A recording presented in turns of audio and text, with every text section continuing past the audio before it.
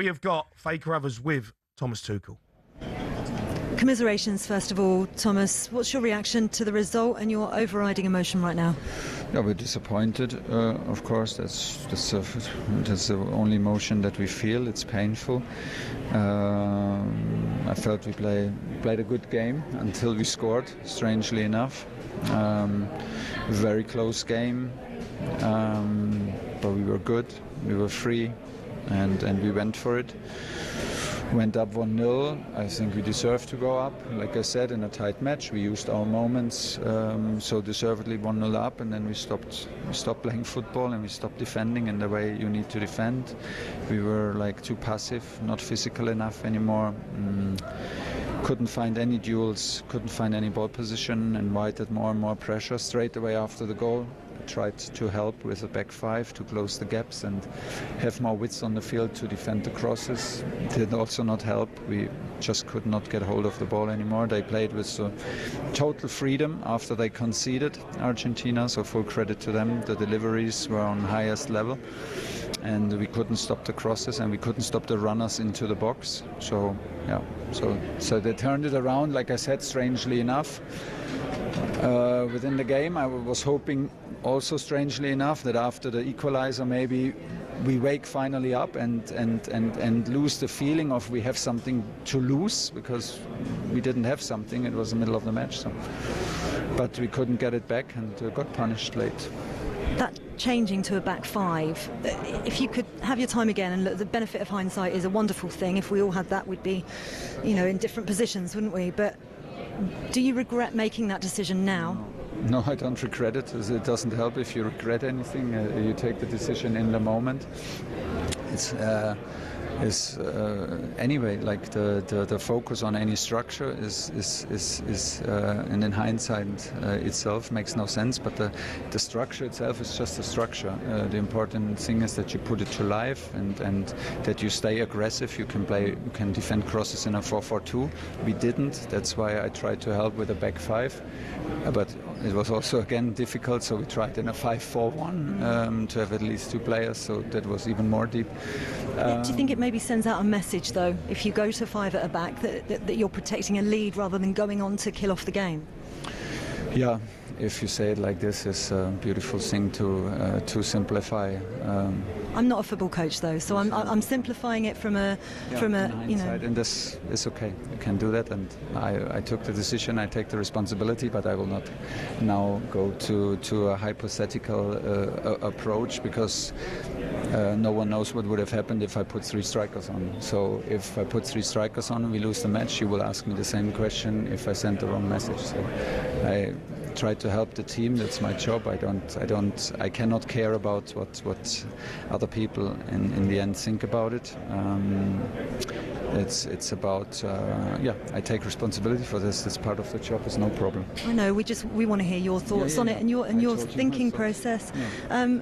What have you said to the players in the dressing room there? Because what can you say to them in that circumstance? Not a lot. Nothing. What I say will make it any better. We're disappointed. I said thank you. They gave everything. They were brilliant over every single day in this tournament.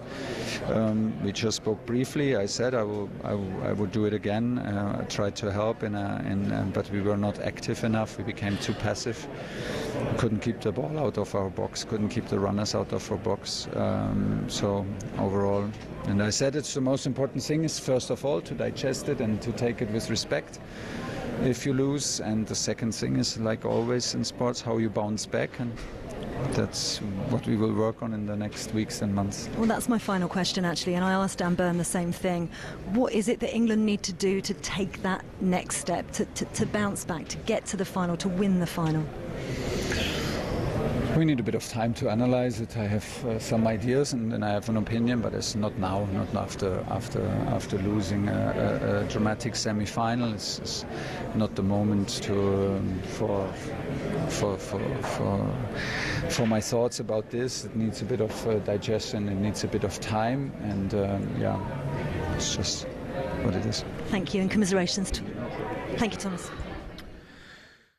Thomas Tuchel there with Faker Others. I'm not having some of his answers there. No. I'm not having some. No, I think it's a disgrace. No, I'm not. I've looked at the subs that were made, and Dan Burn and Nick O'Reilly come on at 82, and they scored 3 minutes later.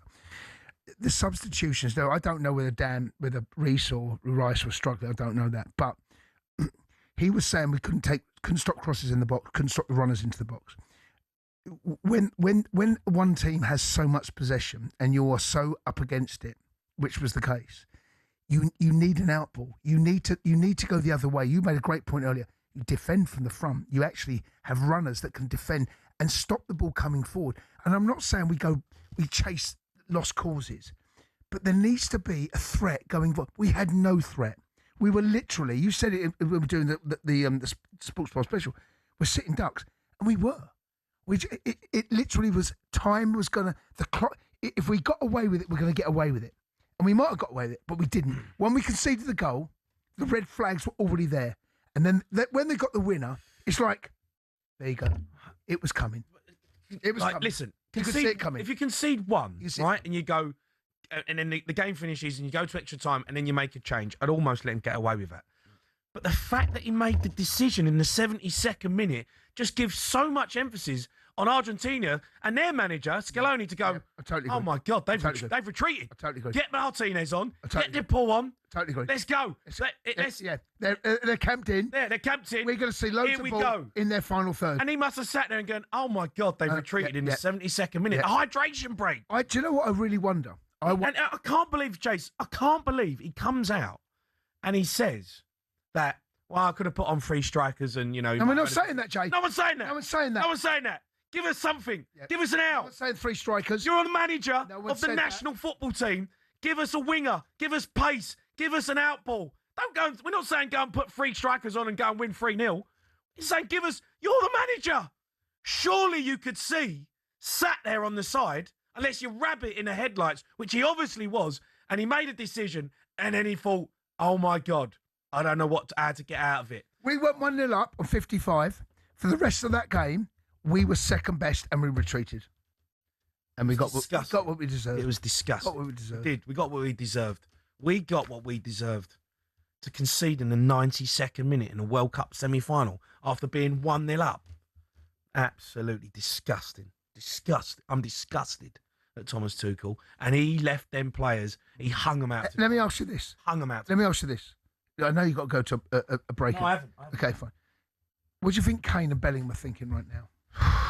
Right? Cheers, Gaffer. Because cheers. That's what I'll be thinking. You've asked us to do. It's tough enough against Argentina. We're 1-0 up. Right? The game is in. We're in the ascendancy. We got the goal. Right? It's up to Argentina now to change the game. They know to change the game. What we did, we changed the game in their favour.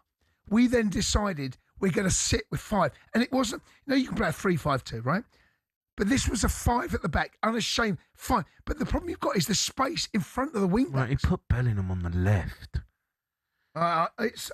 He had Bellingham on the left, mate. I want to speak to Tuchel privately and say, I know. I want to say to him, why you could see we couldn't get out. His coach is telling him, what is his backroom staff? What is the geezer who's been coming out giving us guff every 45 minutes? What's he saying to him? Gaff, Thomas. Can't get out. We can't get out. We've got to make Can't get out. We have got to get some legs. Rashford, Saka, put a shirt on. We need you out there.